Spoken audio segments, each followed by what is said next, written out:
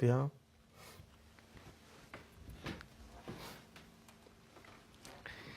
درود به همه شما ایرانیای عزیز. من یوسف آفرینی هستم.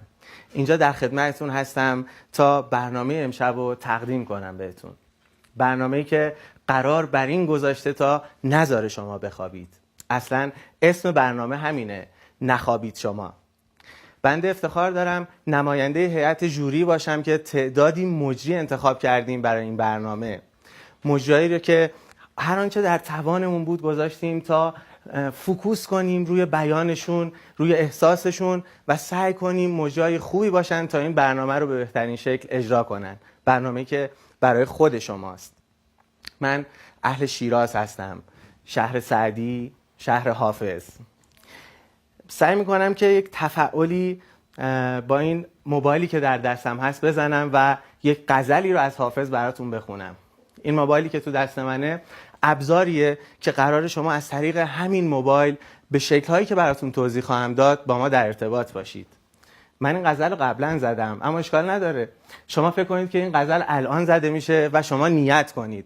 من غزل رو براتون میخونم.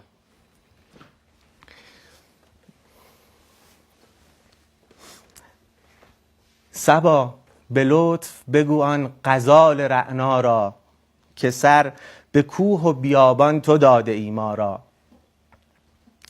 شکرفروش که عمرش دراز باد چرا تفقدی نکند طوطی شکرخا را. غرور حسنت اجازت مگر نداده ای دوست که پرسشی نکنی عندلیب شیدا را. به خلق و لطف توان کرد صید اهل نظر به بند و دام نگیرند مرغ دانا را. ندانم از چه سبب رنگ آشنایی نیست سهی قدان سیه چشم ماه سیما را. چو با حبیب نشینی و باده پیمایی به یاد آر محبان باد پیما را. جز این قدر نتوان گفت در جمال تو عیب که وضع مهر و وفا نیست روی زیبا را. در آسمان نه عجب گر به گفته حافظ سرود زهره به رقص آورد مسیحا را.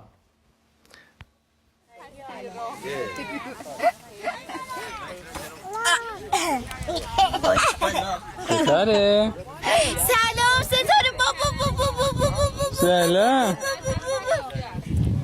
اینجا چی کار میکنی؟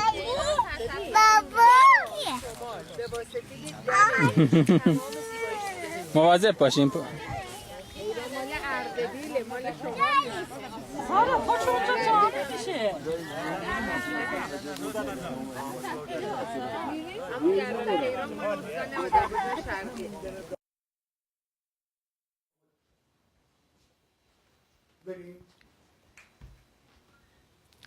خب همونطور که گفتم این برنامه ساخته شده تا همه سعیشو بکنه که نخوابید شما. نخوابین شما اسم این برنامه است.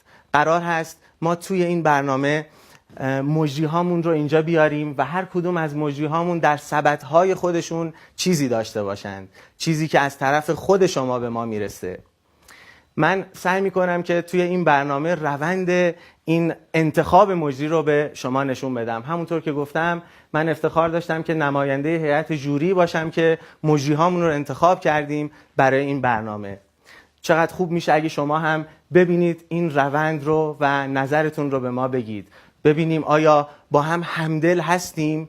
شیوهی رو که مجری ها رو انتخاب کردیم به شما نشون میدیم. ببینیم چقدر با هم همدلیم.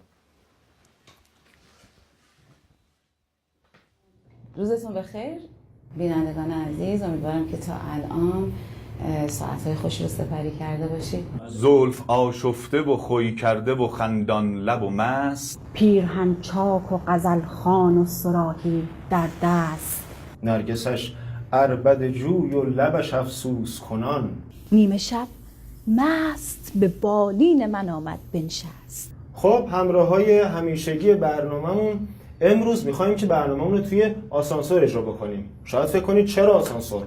باغ ارم یکی از جای بسیار دیدنی و قدیمی استان فارس هست. پر از هنر، پر از جلوه، پر از زیبایی. ما اینجا یک عکس از آرامگاه فردوسی رو داریم در تصویر. پیرهن چاک و غزلخوان و صراحی در دست، هرگسش عربده جوی و لبش افسوس کنان. یه زندگی ساده، یه زندگی پر از معنا. بنمای رخ که باغ و گلستانم آرزوست، بگشای لب که قند فراوانم آرزوست. چینی نازک تنهایی من جنس آهن شده است، تو فقط زود بیا. عرض ادب و احترام خدمت شما عزیزان، شمایی که از پشت این جعبه جادویی ما رو نظاره میکنید. پیرهن چاک و غزلخوان و صراحی در دست، مقبره شاعر بزرگی که ما باهاش خاطرات زیادی داریم و به همون یاد میدن که همیشه ایرانی بمونیم و لباسمون رو فراموش نکنیم. یا بیا تا بخونیم با هم من و تو ایران ایران ایران. عرضم به حضورتون نثر خیلی شیوا و جالبی بود در مورد وطن عزیزمون ایران. ما اول برنامه گفتیم که موضوع برنامه امروز ما در ارتباط با مجریگری و اجرای زنده تلویزیونی توی شبکه‌های تلویزیونی مونه. نقابه شما.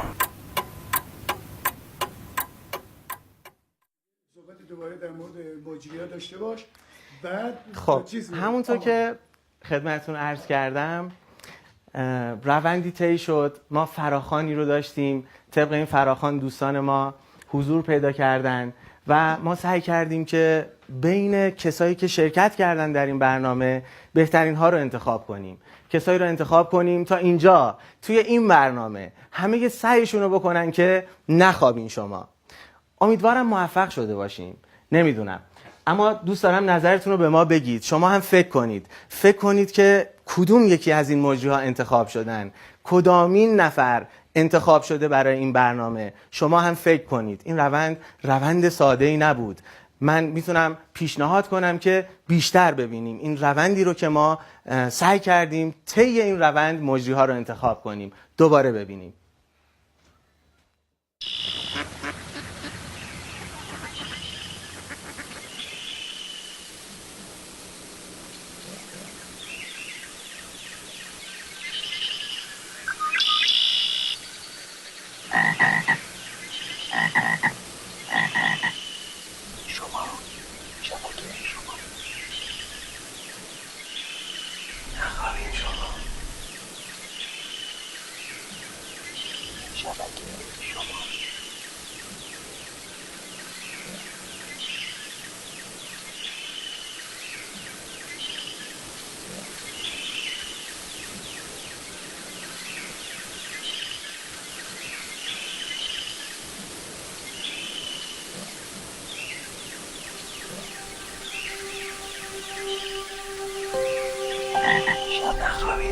شبکه شما